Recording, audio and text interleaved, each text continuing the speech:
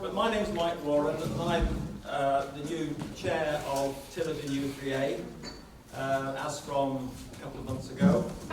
And it's my job today to try to coordinate a few things, but I've already failed with the visuals, so it's not living longer. That's me done. I will now introduce the main item for today's agenda, and that is Trish Sale from the RNIB, who acts as a coordinator of activities for the RNIB in Exeter, and she'll be talking a little bit about that organisation, but much more about her race across the world. So Trish, may I hand over to you? Thank you.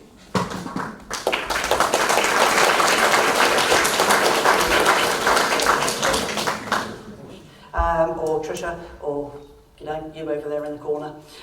So yeah, I am a community connection coordinator for RNIB. I started working for them a year ago. I am severely sight impaired, so I can see the outlines of people. I don't see features. I don't see pavements, which is always a good thing. Not for me, but I do bounce off them quite often. I was registered severely sight impaired. Sorry, we might be getting somewhere.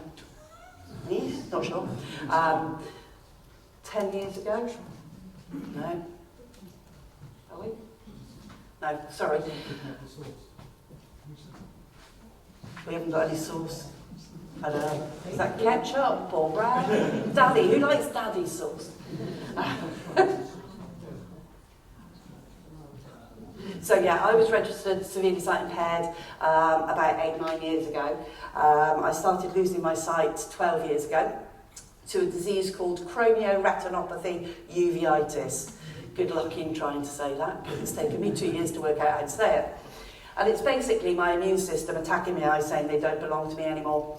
Eventually I will go completely blind, but that doesn't scare me anymore. It used to. I used to be absolutely petrified of going blind. But now I've realised I can do absolutely anything I want to put my mind to it, apart from driving. But there's always a silver lining. It means I can have a glass of wine because I can never be the nominated driver. Bonus. So, so it hasn't stopped me doing anything. Right at the very beginning of my sight loss journey, because we all like to call it a sight loss journey, don't we? I was petrified. There is a song. Once I was afraid, I was petrified. No, so there's always a song. And I went into myself completely. I wouldn't go out to the house, I wouldn't answer the phone, I wouldn't answer the door. If somebody came to the door, I'd hide, because I thought that they were going to stab me or shoot me. I don't know why. I don't live in a dodgy area, but I was just thinking that. I wouldn't answer the phone just in case somebody asked me to write something down. I can still write, but I wouldn't be able to read it afterwards. I used to have no feeling in my fingertips, because when I was making a cup of tea, I used to put my finger in the mug and pour the hot water in so that I knew how high that the water was. So yeah, I lost feeling in my fingertips for a while. RNIB came knocking on my door. I don't know how they found me, but I am so glad they found me. And a little man called Richard went, "Hello, come along to a Living Well with Sight Loss course." So I was like, no, I can't even get out my front door. Anyway, his wife at the time, I didn't realise it was his wife, had no sight whatsoever. She was bringing up at the time, a 2-month-old, a 19-month-old and a 4-year-old. She was also working full-time, and she had a husband that had no sight either. So yeah, I thought, oh my God, if this woman can do that, I could at least leave the house and go to this Living Well with Sight Loss course. So I went, and I spent the first day, and it was 4 days full days of sitting there being told what information's out there, what people can find, and groups and benefits and technology and all of this amazing stuff that you can have. I didn't hear a single word of it. I spent the whole day crying. I went through about 4 boxes of tissues, and when it came to the end, Richard came up to me and went, "I'm so sorry I've upset you." I said, "You haven't, I'm not alone." And it did. It felt that I wasn't alone, because as far as I was concerned, there was nobody in the world that had sight loss.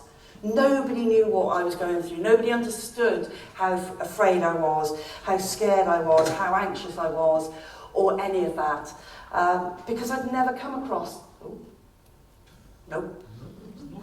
I'd never come across anybody with sight impairment. We've got a disco going on in the back. Play some dance. So I'd never come across anybody with a sight impairment. So I spent the first day crying. So the next week I turned up and I was like, "Hi, I can do anything." And it brought me to being who I am now. Because I spent that 6 months in my house, I realised that I needed to get off my posterior and do something with my life, because there are people worse off than me in my life, and not just in my life but around. And this is going to sound awful, and I keep saying it sounds awful, but it is only my eyesight. I'm not dying of it. It doesn't hurt. Well, unless I bounce off pavements, then that bit hurts. I've got an amazing support group around me. I've got friends, family, roof over my head, and especially cake in my belly. So I'm actually really, really well off compared to a lot of people that I know. So I realised that I've got all this wealth, but I don't know what to do with it, because I've been so in my own bubble. I need to tell people that actually it's okay to not be okay. It's still not happening. I had an amazing slideshow and everything.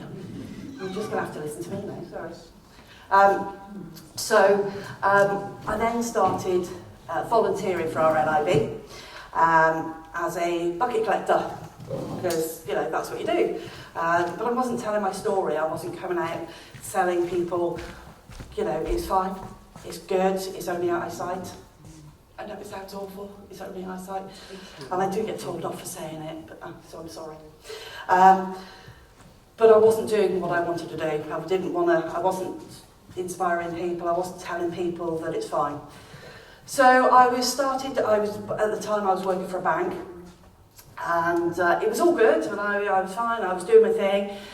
And because of my sight loss, I got downgraded in my job role. So I was a personal accounts manager, then I went to an accounts manager, then I went to a personal banker, then I went to a cashier, because I couldn't do it. I couldn't use a machine. I couldn't use a phone. I couldn't use my own mobile phone. I couldn't use a laptop. Obviously I can, but somebody can't. Can't get the staff, can you? I couldn't talk to a customer. I couldn't get dressed properly. I couldn't speak. I couldn't brush my own hair. Well, that's according to them. I could do absolutely anything that I wanted to put my mind to. And I could do all of that, but I was told I couldn't. So for 15 years, I was told I couldn't do things. And I decided I could. Oops, sorry, bank. So they lost me. I decided to do this crazy thing that I would want to show you, but I obviously can't at the moment, called Race Across the World. Now, I don't know whether anybody's seen Race Across the World. I can hear a murmur. Now, if you haven't, spoiler alert, I won. Why, thank you. There was no round of applause. Come on! Yay! Anyway, if you haven't seen it, the premises of it is you are given, you're put into the middle of nowhere, basically. You're only told the day that you actually go to the start where you're going. So we got told on the Friday morning, after they'd taken stuff away from us, that we were going to Vancouver. And I've got this thing, and it's called the seagull dance, okay? It's when I get really excited. When I get nervous, I wander. When I get excited, I do a seagull dance. Now, if you've ever seen a seagull after it's rained, it does this thing. That's what I do when I get excited. I go, oh my God, oh my God, oh my God. So yes, I was told we were going to Vancouver, and I was like, yay! And then went to my partner in crime and said, Kathy, where's Vancouver? Guess who didn't go to geography classes? So anyway, we were put on a flight, off we went to Vancouver. So the premises of it is you've got to go from one side of, or ours was, one side of Canada to the other side of Canada with no money, or with very little money. No phones, no GPS, no internet access, just a map. Now, if anybody's seen Canada and the size of Canada, it's this big. Oh no, sorry, I haven't got the slide. If you hold the map up, it's as tall as Kathy is, who's about that high. So yeah, it's a long, long, long, long way. And we had to get from Vancouver to St. John's from westerly, never reached Shredded Wheat, to easterly, via little checkpoints on the way, with this very small limited amount of money. And the money worked out to be approximately $100 a day, which worked out to be about 60 to 80 pounds a day. That's all right, isn't it? Yeah. Not when you're paying for food, accommodation, and travel. Yeah, we weren't going to get very far, were we? Anyway, me and Kathy being women, we decided the best way to do it is thumbing lifts. Now, you can't thumb lifts in Canada, you have to do what they call car share. And car sharing is when there's a random person sat in a petrol station, you can go up to them and say, can we have a lift? Yeah, that was good fun. Hours upon hours upon hours of asking for car shares. Anyway, so I decided that this crazy idea was going to be the best thing for us. So off we go to Canada, and we're given this map, we're given our money, and bear spray. Bear spray? What do we need bear spray for? Yeah, it's just in case a bear comes towards you. You don't spray it on like mosquito spray like one of the boys thought it was. You spray it at the bear. And apparently, what happens is the bear gets really, really angry and then chases you faster. We saw a few bears from inside cars and things. And there's a bear. So we had to go from, I don't know where I was now. I was in Canada, that's where I was in Vancouver. So, yeah, we were given bear spray. We were told that our first checkpoint was a place called Tillel. Now, when they give you these checkpoints, they don't give you, you're going to Calgary, because Calgary's this big thing on the map. Tillel was about the same size as a pinpoint on the top of a pin.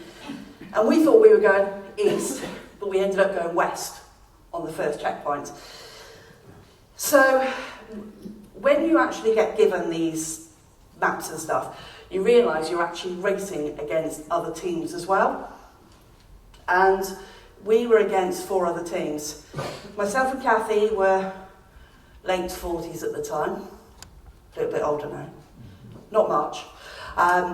We had a husband and wife who were early 30s.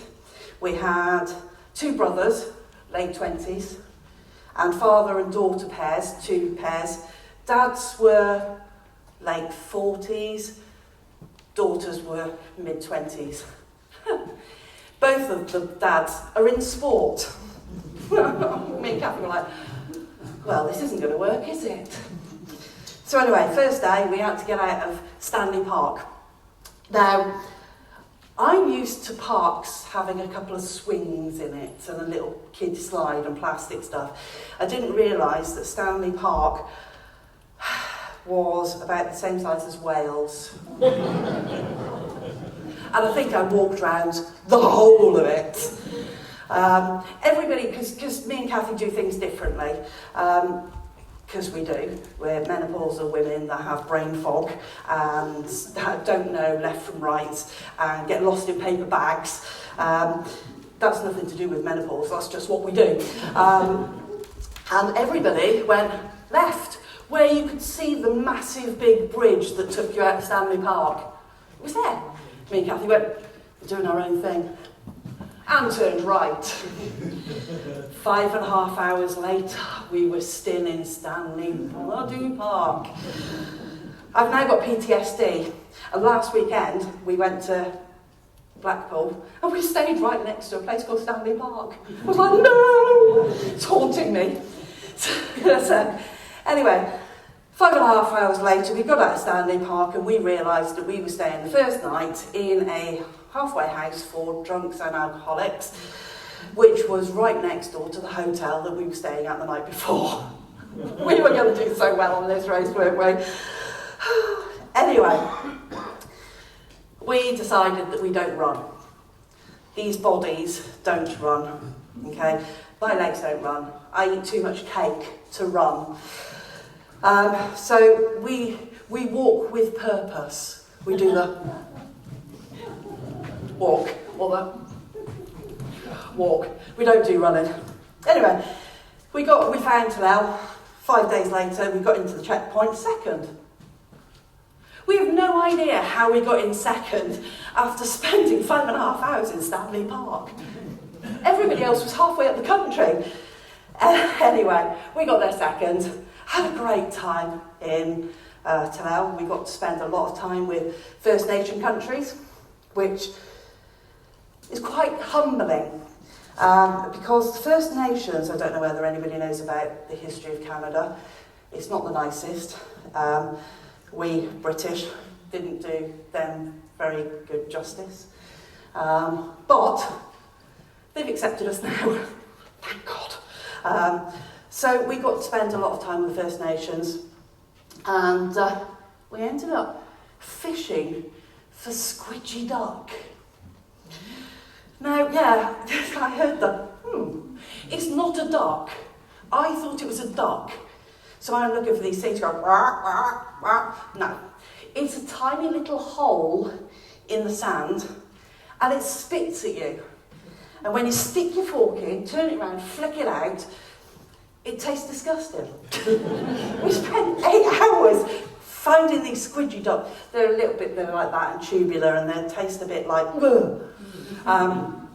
they're kind of meant to be like a squid type thing. I don't really know, but apparently the first one you catch you have to eat raw, and unfortunately I was the first person to catch one. It was not pleasant. Hasten to add, I've done it, I'm not doing it again. So I can eat squidgy duck, and I can find a squidgy duck. Not I can't, I can. So, we then went on our way to the second checkpoint. Now, my brain, like I said, menopausal, have no idea where we went. Yes, I do. We went to Dawson City. Now, has anybody heard of Dawson City? Yeah, Dawson City's all the way up there. So we weren't going that way now, we were going that way. So we went up to Dawson City, and Dawson City is a living museum, I think would be a polite way of saying. They have 24 hours a day of daylight in the summer, and 24 hours of the day in darkness in the winter. Luckily, we were there during the summer. Trying to get your head round that it's 4 o'clock in the morning and it's still daylight is not good. Anyway, they do a lot of gold rush and gold panning and stuff like that there. We were very lucky enough, and today I'm going to speak England. We were very lucky because it was Victoria Day.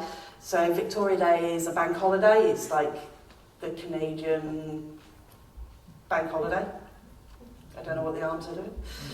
And so it's bank holiday weekend. And when we got told we were going to Canada, I was like, yes! First world country. They all speak English, one currency, public transport's going to be amazing. I've never been so wrong in my life. They speak French. The only French I can speak is je suis pomme de terre, and if anybody knows French, that means I am a potato. That's the only reason I didn't get an unclassified in my French exam. Oh, I can now say poutine. Yes. They do have one currency, but trying to figure out how many Canadian dollars to a pound it is, and when somebody says it's $232, you're like, no, doesn't compute. And public transport. On the East Coast, I don't think they understand the word public transport. So when we were going through Vancouver, it was fine, because Vancouver's a massive city. But when we were going to Dawson, we got to the what do they call it? Oh, that's right, the shed. I go up and say, can we get a bus? And they went, yeah. We're like, brilliant, it's Tuesday, 2 o'clock. Yeah. What time's the next bus? Friday. No, you're not getting this, we're in a race. It's Tuesday, 2 o'clock. Yeah, you missed one by 2 minutes. Honestly, that was the story of our lives. We went to every bus station, and every bus station said, you've just missed one. Every time. We were like, seriously, if we could only run. No, that's still not going to happen. Anyway, yeah, the other one was, oh, Greyhound used to do that 5 years ago. Thanks. Really needed to know that. Anyway, we found a very, very, very nice man. I think that was an AA advert, wasn't it? Very nice man. Who eventually got us on his coach for free. Yes. For 8 hours up the road. And we got into Dawson City 25 hours ahead of everybody else. Why, thank you. And the team that actually met us there, because there are crew, obviously, video photographers and all of that lot, they said, how on earth did you get up here so quickly? We went, sexual favours. He's like, really? We're like, no, just joking, honestly, joking. But it became our theme of favours. And it was Kathy that started it. Honestly, she's just, no, love her to bits. But yeah, she did the, I'll just stand there and just do that. And I was like, you can't. She was like, use them or abuse them. I was like, okay. Anyway, that is not the reason we got lifts. We schmoozed people. And as an older lady, and being two of us, it was actually quite good, because we had that advantage of being two females asking for car shares. Two men on their own, or two boys on their own, they weren't so good. Unfortunately, they were 38 hours behind us. Oh damn, what a shame. Oh, gutted for them. Anyway, we left 26 hours ahead of everybody else. We car shared all the way from Churchill, up there, all the way down there. That's on my map, by the way. All the way down to... Wait one. Oh, we see it somewhere. Which page are we on? Banff. Now, Banff is stunning. Has anybody been to Banff or heard of Banff? It is just... Honestly, I have never been overwhelmed so much in my life. Now, when I went out there, I was really nervous, really anxious, really scared, because this amazing thing was just about to happen to me, and Kathy, obviously, but more importantly me, because, I am more important. Well, no, I'm taller. She's more important because she's shorter, she's my eyes. And she's the biggest cheerleader anybody could ever have. Oh my gosh, I keep doing this because she is very short, okay? So it is Kathy. Anyway, I always thought when I went out there that I wouldn't see anything, I wouldn't be able to have the full experience of what we wanted to do or what was going to happen to us. Anyway, the air out in Canada is so clear, and there's no immersions? No. Immersion, thank you. Those ones. See, you can tell I didn't go to school, can't you? No French, no geography, no England. Yeah, I was amazed at what I could actually see. So everything was so clear. So when we went into Banff, or we went into Jasper first, I just stood there and went, oh my God, it's the Rockies. Because they were there, and they were snow-capped, they were beautiful. And the people, oh my God, the Canadians there are just beautiful people, and they will help you to do anything you want to do. Honestly, they're amazing. So we went to Jasper. We got stuck in Jasper for 36 hours, which was horrendous, because we couldn't get out of Jasper. Because guess what? We missed the bus by 2 minutes. And there was no other bus for 4 days. Anyway, we eventually found a very, very nice man who gave us a lift on what they call a deadhead bus, which is that they go pick up some people and then they bring them back. Now they should charge you like $400 to go to the next town over, Banff. Oh yeah. No, he was very lovely, and we bought him a cinnamon bun that was about the same size as our heads. It was huge. So yeah, that was a cinnamon bun for a 2-hour journey. I thought that would do. Anyway, we got to Banff, and you get these little GPS things. So when you get into the checkpoint area, it goes beep, beep, beep, beep, and you go, ah! Now I can't read the GPS because I can't read. Well, I can read, but I couldn't read because it was grey or black, and that doesn't work for me. So I'm like, no. And Kathy's like, what's it saying? And I'm like, she's like, what's it saying? And I'm like, I tell you what, Kathy, should you read it? Because it was easier for me to try and read it than just to give it to her. Anyway, you have like 2, 3 or 4 beeps. And the first beep will say, right, get to Tesco's. It didn't say get to Tesco's. So you'd run to Tesco's and then it'd go, baby, go to Morrison's.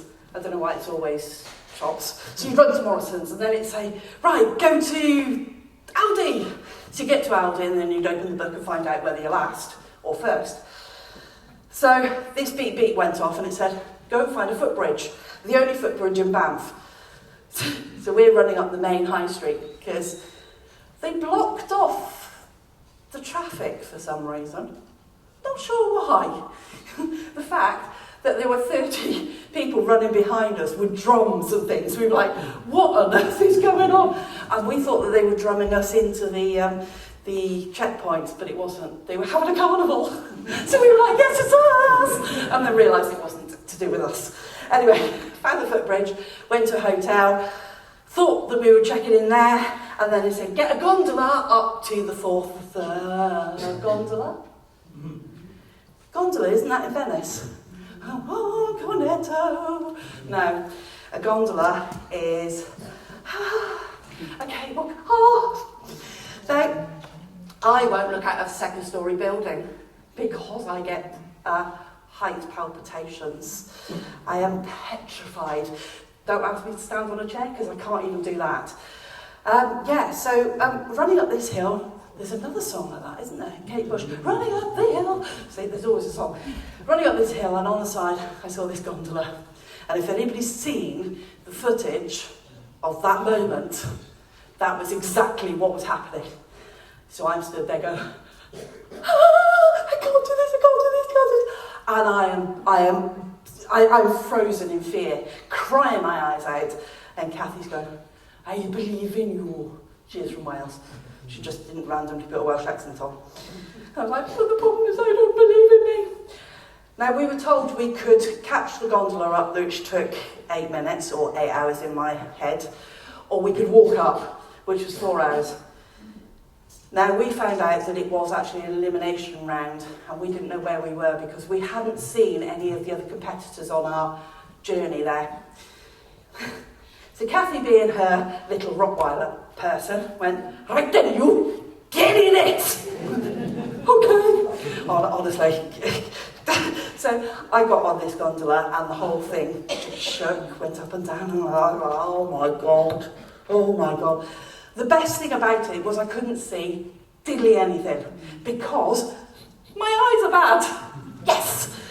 The only problem is I could feel we were going higher and higher, and at one point it kind of went slop down, and I went, oh my God, if I'm going to die, can I die with you? And Kathy was like, it's not going to happen. I was like, okay. So anyway, we got into Banff, and we got up the top, we opened the book, and we were first. Wow. But 2 minutes later, the team behind us came in. So after our 25-hour lead, we'd lost that lead, and we had a 2-minute lead. But wow, what an amazing thing. We were stood there, and the whole of the Rockies were around us. And I have never seen something so beautiful in my life. If it wasn't for all the tourists, and all the cameramen, and all the runners with cups of tea and cups of coffee, and food, and cake, norm, and all the red coats, and more tourists, it would have been beautifully quiet. But yeah, there were quite a few thousand people up there, and one woman came up to me and she went, "It's the Red Book!" And I was like, yes. And she was like, "Can I sign it?" I was like, "No, you can't, that's for me to do, go away." But she'd watched the programme and she thought that was the finish line, so she wanted loads of photos with us, which was a really weird feeling, because we were like, okay, this is going to be bigger than we think it is. Because we were just doing a race. We were just having a race. So we went from Banff, which is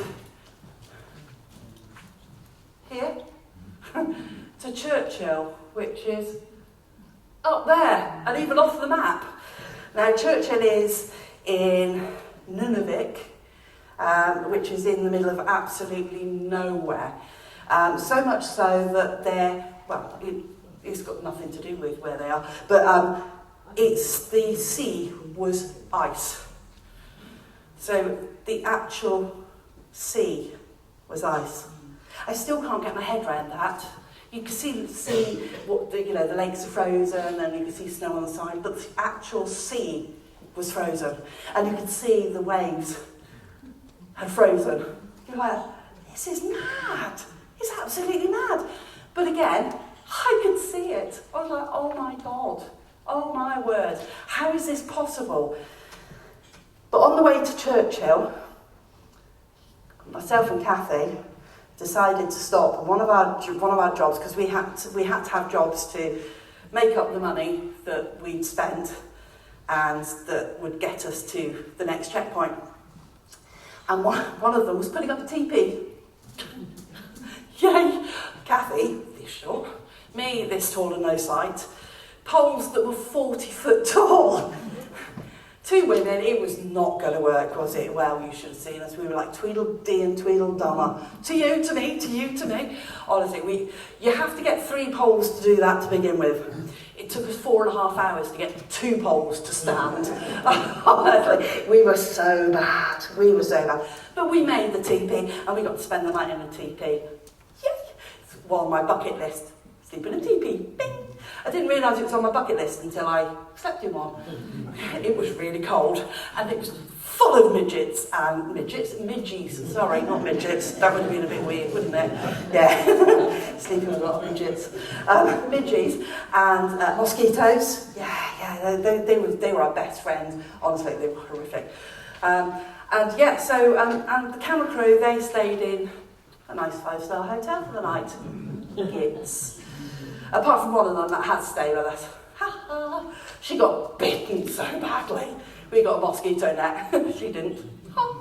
Anyway, she got Tim Hortons the next morning. We didn't. Rude.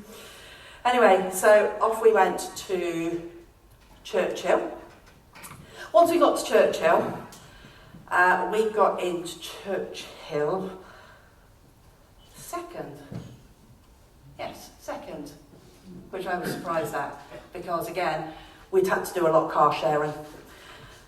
And me and Kathy had a bit of a wobble on the way.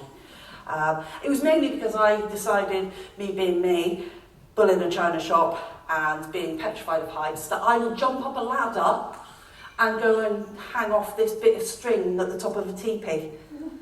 I don't know why I did it. I was halfway up there and she was like, go on then, you do that then. I was like, don't make me look down. So yeah, so we'd had a bit of a thingy, and so we were really surprised that we'd actually got in there second. But we got the most amazing experience we'd ever had. We got to go out onto the Arctic Ocean in a, what do they call it, a rib? Not one of those ribs on the side of you, but a big floaty boat. Thank God it was a floaty boat because it would have been cold. Out onto what they call an ice floe, which is an iceberg basically. And we got to stand on the iceberg and just us. It was absolutely unbelievably surreal. It made you feel about 2 inches high and realised how big the world was and how insignificant you were, or how insignificant your problems are in this world. And I realised then that actually you can't do this because your eyes, you can't do that because your eyes, you can't do this because your eyes, and oh God, you're blind, you can't do that. That actually, I can do these things, and I am worthy of doing these things. And I'm stood in the middle of the Arctic Ocean with 4 other teams. Nobody else in the world has ever had that opportunity and has done it. But I've done it, and I'm blind, and I've done it. And I realised there and then, I'm better than I thought I was. So my anxiety that I had going up that stupid cable car wasn't worth the anxiety, because I'm stood in the middle of this Arctic Ocean. Anyway, that night, unfortunately, I got some bad news from my husband, that he had lost his kidneys and was on dialysis. So we didn't know, or I didn't know, whether we were going to come back. So we'd had a conversation with Seth and Kathy. I'd had a conversation with my husband prior to going out because we knew it was on the cards. And he actually said to me, he said, if you come home, I will divorce you. I was like, what time's the flight? My bag's packed. Anyway, yeah. So I had the decision of, do I stay and not be with my husband and not annoy him, because I'm very good at going this, are you alright? What can I do? Are you alright? Can I get you anything? What can I do? Are you alright? What can I get you? Are you okay? What can I do? Really annoying. Or stay with Kathy and go, oh, he needs me. So I decided to stay with Kathy. It's much more fun to annoy her than my husband, because I had to live with him when I got back. Sorry, by the way. I'm so sorry. I didn't really mean to be in your face. I do that a bit. Anyway, so we stayed. So that night, I decided that it was going to be a really, really good idea. Maybe not such a good idea, but it was at the time, to walk on the Arctic Ocean 2 miles out to sea with Kathy. Not that you could see her at that point. Because again, it was 24 hours of sunlight, but it was the last night of their sunset. Okay, so we were just coming into their summer. So I decided to walk out there. I then dug a hole, and I took my shoes and socks off, and I paddled in the Arctic Ocean. No one in the world would ever do that, because they're not that stupid. But I did it. And while sitting there with Kathy going, oh my God, Trish, you're mad. You're mad. We saw an Arctic fox literally just walk in front of us. Looked at us and went, you're mad, and walked off. But I realised that, yeah, this world needs nutters like me in it.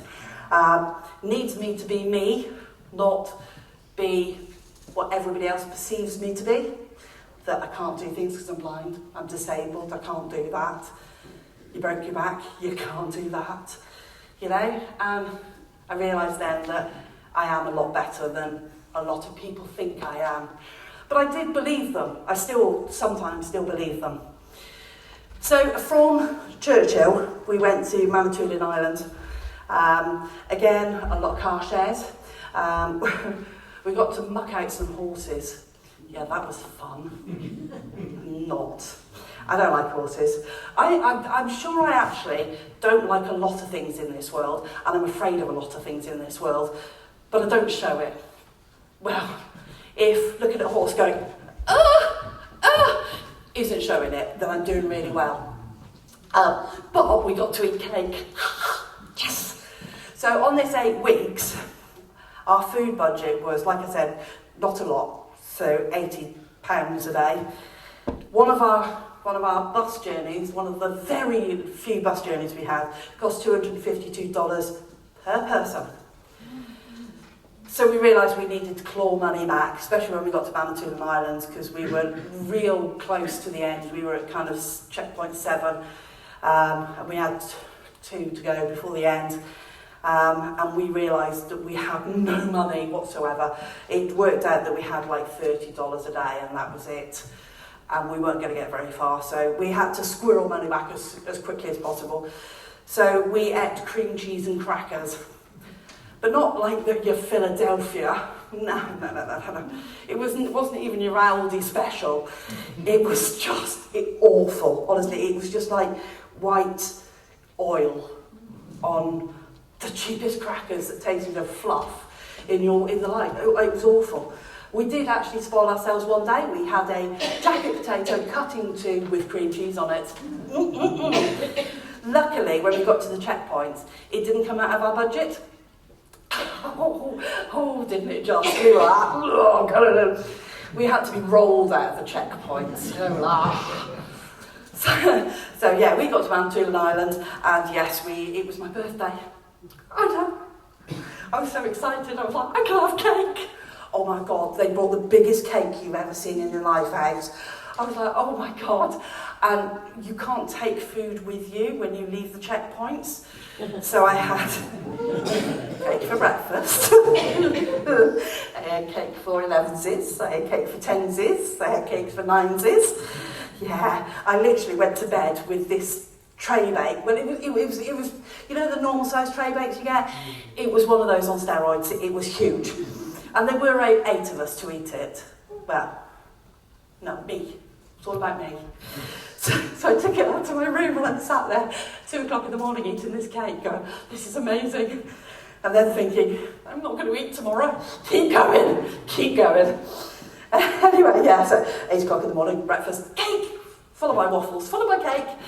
And then I had to leave it. That was the saddest moment in my life. I had to leave half the cake behind. Anyway, the crew got to eat the rest of the cake. They said it was lovely. Kids. Anyway, so we went to Manitoulin Island. We came in 3rd. So we'd been like 1st, 2nd, 1st, 3rd. It was like, oh my God, we don't want to go any lower because there'd been elimination and the boys got eliminated, which was sad, but 1 out of 4 now. So we left Manitoulin Island on a bit of a low. My back was in real bits because I'd swung my rucksack too fast and it was 23 kilos and we had to carry it everywhere we went because we couldn't just dump it because our lives were in it and my medication, which carried about 20 kilos of that 23. I go to Boots and come back with carrier bags full of stuff, you know. Anyway, we left Manitoulin Island and I was doing that. Oh, my back. 3rd, Kevin and Claudia, one of the father-daughters, was 24 hours ahead of us. But what we realised is that she wanted to go and see Niagara Falls, which, when you're on Manitoulin Island, you have to go back on yourself and go back, and then come back up to go on the thing. We were like, they're going to lose their lead. Not that we were excited by that. Anyway, we left. We were en route, and and you didn't see it, I had another phone call from my husband, and he'd become even more poorly than I thought. And he said to me that he didn't want me home. Sorry. He didn't want me home because he wanted me to have the experience and be the person that I used to be when I married him. And he wanted me to remember him the way he was. It was really hard. It was really, really hard. But I carried on, because I thought, you know what?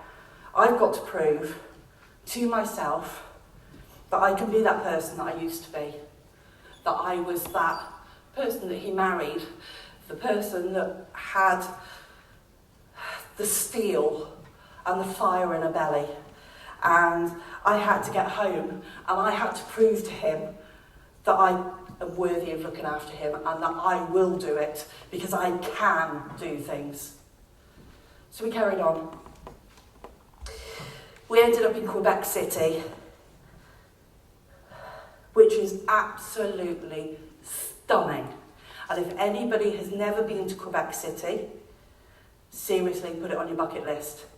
It is beautiful. They do the best ice cream ever there. And we didn't pay for it. Boom. But we sat there and we were having a chat, and we were now on leg 7 of 9, and we'd come in 4th. We were all on the same bus. All 4 teams were on the same bus. And they all got off, and we came in 45 minutes after them. We got a little bit lost in a paper bag. But everything was weighing on my mind, and so I couldn't concentrate on anything. All I could concentrate on was my husband and being with him and being there for him. And Kathy said to me, and I'll never forget this, she sat down with me and she said, he will be really disappointed in you not looking after yourself and not thinking of yourself. He said, because you do everything for everybody else. Go and do it for you. And it rang true, because when you have a sight impairment or you have a disability, you know how hard it is. You know how hard it is to prove to yourself that you are okay. It's harder to prove to other people that when you say, I'm okay, you're actually okay, and to stop nagging, because that's what I do to myself. And I had to prove to myself that I am big enough, and I am ugly enough, and I am strong enough to do this. But I also needed to be strong enough to prove to not just the non-sighted community, but the sighted community, that actually, if you've got a disability, whether it's sight or not, you're still a human being. You've still got feelings. You still can do what you want to put your mind to, and you will do it. So if you say, actually, no, I can do it, shut up and let us do it. Because a lot of the time we go, no, you can't. And then you start believing you can't. So I believe Kathy, and I still believe Kathy, because my husband, he is still with us. Yes. He's doing well. He's going through a few things at the moment, but he's doing well. So yeah, sorry, that was a bit of a sad moment, sorry. But it had to kind of, because the race was very up and down all the way. And again, you start not believing yourself, you believe yourself, then you don't, then you do, then you don't. And it's like life, you know, life becomes, oh, I could cook a Victoria sponge, and then it comes out this thick, and you're like, no, I can't. And then the next time you do it with the same recipe, it comes out this big, and you're like, how did that work? It's the same, life with eyesight issues is the same, kind of. So when we got to Quebec last, as you do, we were then told we were going to a certain place. Now, when I told my parents I was doing the race across the world, they'd never seen it, they'd never understood it, and I said, you need to watch at least a couple of episodes so you know what it's about. So they did. So my dad, being my dad, because I love him to bits, but cynical is not an understatement, he said, I'll bet you're going from Land's End to John O'Groats, back down to Land's End, back to John O'Groats, and you can end up in Liverpool. Our next checkpoint was Liverpool. I was like, my dad's always right. He's always right. But it wasn't Liverpool as in Liverpool, UK. It was Liverpool, Nova Scotia, over there. That was a random place, that was. because I don't know whether anybody knows, but Devon has got a massive affiliation with Canada and Nova Scotia and St John's, and it's to do with fishing, apparently. That the fishermen used to fish in the Canadian waters from here, and the Canadians used to fish in the Devonshire waters, and they used to go over there quite a bit, and they used to come over here quite a bit, and that's why a lot of places are named over that area: Truro, Taunton, Bridgewater.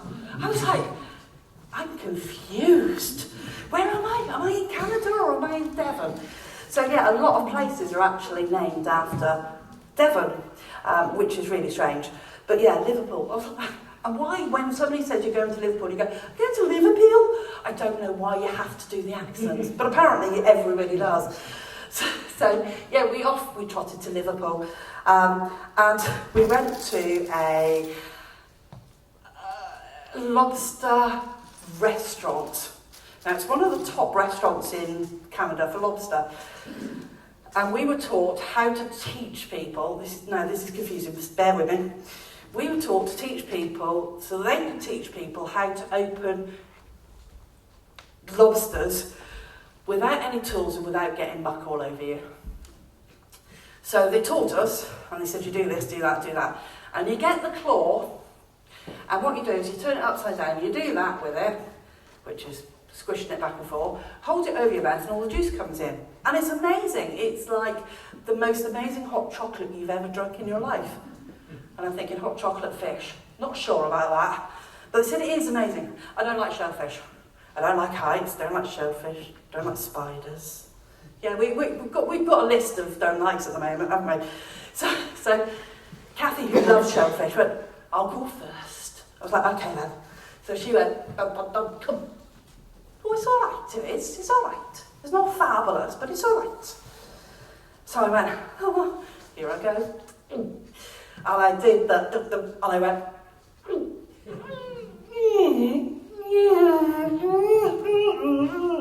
and ran to the toilet. I spent 20 minutes in the loo. So I missed how to do the rest of the lobster. Yeah, it's a bit like my geography class, my history class, my French class. I missed them. So when it came to telling people how to do the cracking of the lobster, I was like, just do that. You're doing really well, yeah. And for some reason, I decided to say, and it's now become a meme, which is a thing on in one of those, that I've gone, all you do is you take the chicken out of the lobster. I meant to say take the meat out of the lobster, but I said take the chicken out of the lobster. So I don't really know what was going on in my brain, apart from I still feel sick from that little bit of lobster juice. So yeah, we then got a lift with a saxophone player to Truro. Loved it. I was like, I'm home, I'm in Truro. Not that Truro's my home, but Devon. And we spent the night in Truro in a really lovely hotel. Yeah. As we opened the door, the cockroaches ran out because they realised how good it was. Yeah. There was police tape over the bathroom. We were a bit like, this is nice. This is nice, but it's only cost us $20 for the night, so it's nice. We'll cope. Yes, fine. It's nice. I don't think either of us got any sleep like that night. Well, I know Kathy didn't because she woke up at 3 o'clock in the morning going, it's on my face! It was actually my foot, but she thought it was a cockroach because we were sleeping back face thingy, feet to face thing, because we only had the one bed because, as you do, save on costs. She was like, oh God, you snore, woman. Yeah, and your feet stink. We soon got very, very close together. I mean, we're very close anyway, but yeah, that was a bit too close for my comfort and hers. So that was a lovely place to stay. And the guy that owned it said he would give us a lift to Liverpool. So we're like, okay. So he gave us a free lift to Liverpool. And when we got to Liverpool, they had a reenactment of the pioneers, not pirateers, pioneers then. Anyway, it was basically the Devon versus the Canadians having a fight over some land. I was like, who do I vote for now? Devon, Canada, Devon, Canada. I'm a Devon. So yeah, that was really interesting, but a little bit strange because it was, I don't know why they did it. I don't know whether they put it on. It was a big thing. It wasn't they just put it on for us. So yeah, I got shot twice. One in the chest and one in the back of the head. I thought the back of the head was a little bit too much, to be fair. So yeah, when we went from Liverpool, we then went to St John's. St John's is a ferry journey right at the very, very, very, very end of the world. It's most easterly part of Canada. And it's a ferry ride. Cable cars, heights, spiders. Ferries are on the list of things I don't like. I do like people, so we're okay, right? Just to let you know. So, yeah, we had to get this ferry. And you can either get a little ferry that's 8 hours, little ferry, or the long ferry, 16 hours. I thought, let's go little ferry. But St John's is an island, and whichever way we went was 18 hours. So we decided we'd get the little ferry, which is an overnight ferry, get a little ferry and get a lift over across the top. And that's basically what we did. But we spent 12 hours in petrol station asking for lifts. And Dean and Tara Lynn eventually turned up and went, "You're coming home with us, we'll give you a lift in the morning," which was beautiful, absolutely lovely. But when we met them, I didn't realise that he was registered disabled. And he was a veteran in the forces and had lost one of his limbs. But you wouldn't have told, you couldn't tell. But he also had cancer and was dying of cancer. He'd been terminally ill and was told that he had 4 months to live.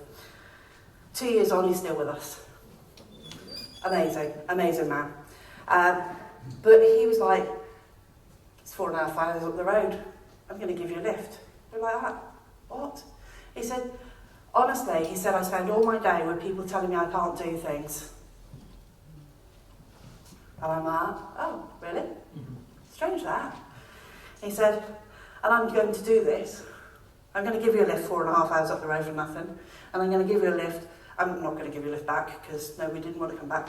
He's going to come back 4.5 hours up the road because he can do this." And I was like, what a man. What an amazing, amazing man. And so he did. And because of him, we won the race by 2 hours. So yeah, it's really humbled me, this race, and made me realise that I can do things, and anybody can, if they put their mind to it. I mean, sometimes the body goes, no. But if your body goes, no, you know at least you've tried it.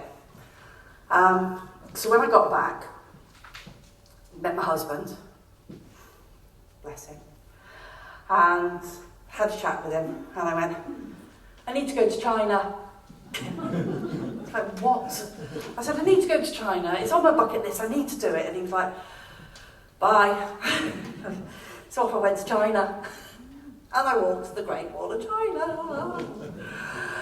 So, saying that I can't do things is not a thing for me anymore. It really isn't. It's I can do things. And if you tell me I can't do it, oh, God help you, because I am going to do it with gusto. But before I went to China, I went up the Inca Trail up to Machu Picchu. And when I was at the top, I was looking down and I went, "Bye-bye bank." So I phoned the bank and I phoned my manager on top of the mountain and I went, "Hi." She was like, "Hello, where are you?" I said, "Peru." She was like, "Peru?" I went, "Yeah. I'm just looking down at Machu Picchu." She went, "Why are you phoning me?" I said, "Because I've quit." She went, "What?" I said, "I quit." Oh, God. Is that a person? Oh, my God. Sorry, somebody's just gone over.